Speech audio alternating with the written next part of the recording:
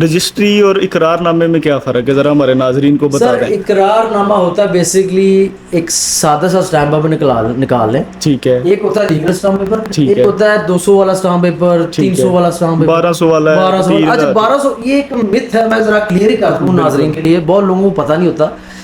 1200 stamp paper पहले होता था एग्रीमेंट टू सेल के लिए, ठीक है, जिसे कहते हैं ऑफर एंड एक्सेप्टेंस कॉन्ट्रैक्ट, जिसपे आपने एग्रीमेंट करना हो, ठीक है। शर्तें लिखनी हो। ठीक है। लेकिन अब डीसी की जो वेबसाइट है, जो डीसी रेट है, डीसी रेट है, वो ई स्टैंपिंग उसे कहते हैं वेबसाइट का ठीक नाम। है, बिल्कुल। उधर जाते हैं, अब वहाँ जाके आप अपना जब 1200 का चालान भरते हैं ठीक है, तो वो होता है आउटराइट ऑफ टैक्स का, एक्सपोर्ट और इम्पोर्ट ऑफ टैक्स नहीं होती जिसपे ये गंदम वगैरह एग्जैक्टली इन पे लग गया वो।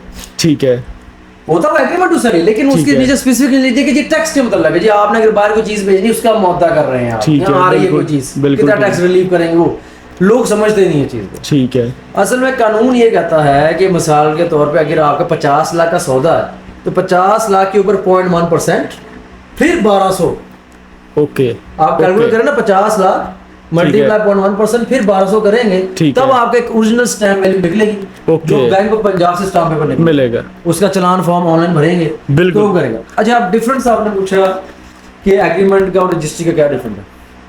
Sir agreement is something which आपने 2-3 शर्तें लिख दी हैं पेमेंट के हवाले से, ठीक है, प्रॉपर्टी की डिटेल लिख दी है, ठीक है। और टाइमलाइन दे दी है। ठीक है, जब आपका वो टाइमलाइन मुकम्मल हो जाएगा, उसे एग्रीमेंट की मुद्दत पूरी होने को आ रही है, ठीक है। तब आपने रजिस्ट्री की तरफ जाना। अब रजिस्ट्री का सबसे बड़ा इजी अल्फाज में मतलब पता क्या है, ट्रांसफर ऑफ प्रॉपर्टी।